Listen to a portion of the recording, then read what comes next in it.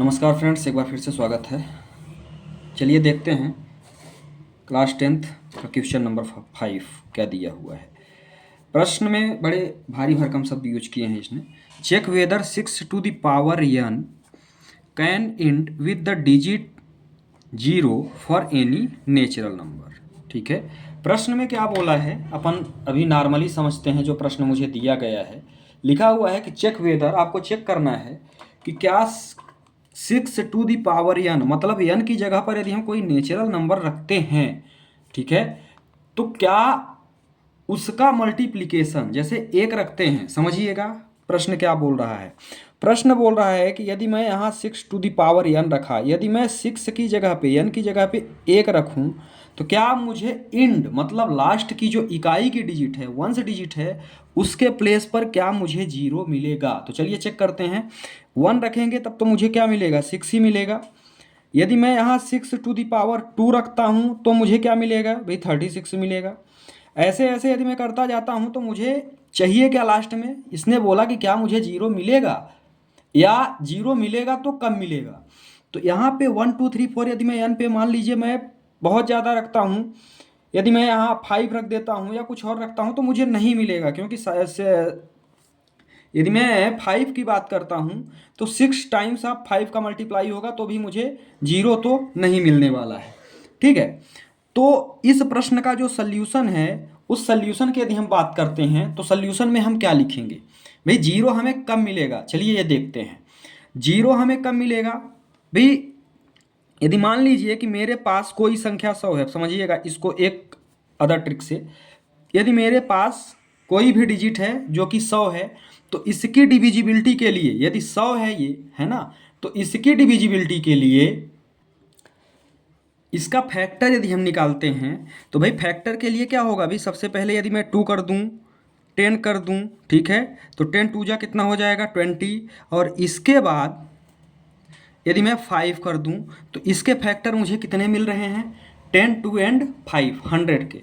ध्यान से समझिएगा, मतलब कहने का ये है कि यदि मेरे डिजिट में जो डिजिट मुझे दिया हुआ है, ठीक है, जो मुझे 6 दिया हुआ है, ठीक, 6 में यदि मुझे 2 और 5 का फैक्टर मिल जाता है, क्या मैं इसका फैक्टर निकालता हूं तो क्या मुझे 2 और 5 मिलेगा, ये देखते हैं। तो इसका फैक्टर मुझे क्या मिल रहा है, इसका फैक्टर सिर्फ मुझे मिल रहा है 2 और 3, ठीक है। लेकिन यदि मैं 100 को, यदि मैं 0, ये लास्ट डिजिट मेरी क्या है 0 है, मैं 10 का भी चेक कर सकता हूँ। यदि मैं 10 करूँ तो 10 में मुझे क्या मिल रहा है 5 इंटू 2, मतलब मुझे क्या मिल रहा है, एक फैक्टर मुझे 5 इंटू 2 मिल रहा है, जो कि लास्ट में 0 ला रहा है। तो लास्ट में 0 लाने के लिए मुझे इन दोनों फैक्टर का होना अति आवश्यक है, तब मुझे लास्ट में वंस डिजिट में मुझे क्या मिलेगा, 0 मिलेगा। ठीक है, तो प्रश्न तो आपके अब समझ में आ चुका होगा। बस अब इसमें लिखने की भाषा कि हम इस चीज़ को सॉल्व कैसे करेंगे, क्योंकि इसका फैक्टर मुझे 2 इंटू 5 नहीं मिल रहा है,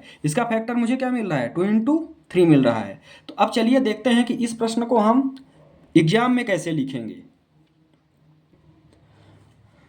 तो जब हम लिखेंगे तो इसमें लिखेंगे सीधे, जब कॉपी में, जब यहाँ से हम आपको जो है, आप एग्जाम में कैसे लिखेंगे ये चीज़ें बता रहे हैं। If any number, if any number and with, जो भाषा इसमें लिखी हुई है हम वही भाषा लिखेंगे, and with digit 0,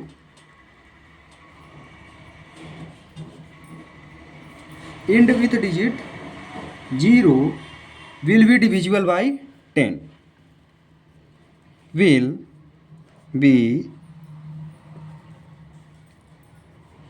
divisible by 10। यदि कोई संख्या 10 से डिविजिबल है तो ऑलरेडी 2 और 5 से डिविजिबल होगी। Means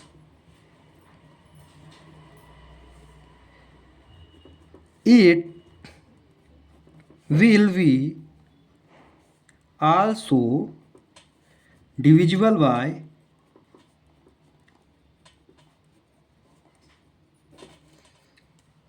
2 and 5। यदि कोई संख्या 10 से डिविजिबल है तो वो ऑलरेडी 2 और 5 से डिविजिबल होगी। ठीक है, और इसके फैक्टर में मुझे बट, अब आगे क्या लिखेंगे, बट फैक्टर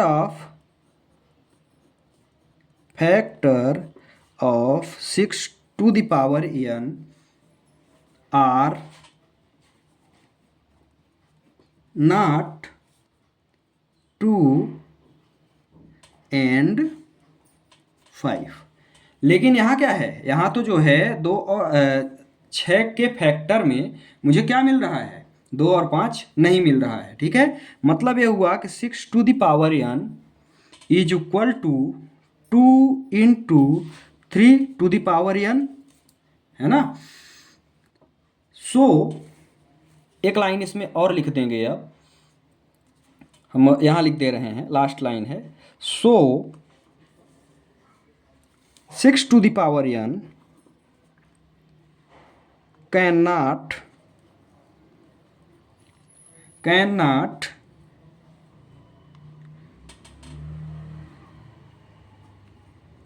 end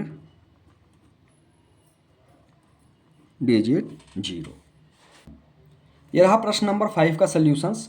यहाँ से तो आपको समझाया गया है, इसका यदि आप आंसर लिखेंगे तो ये आंसर यहाँ से यहाँ तक आप लिख सकते हैं। ठीक है, यदि कोई नंबर, किसी भी नंबर का यदि आप डिविजिबल करते हैं और लास्ट में 0 लाना चाहते हैं तो उसके लिए 5 और 2 फैक्टर्स आने जरूरी हैं, तभी लास्ट डिजिट में हमको क्या मिलेगा, 0 मिलेगा।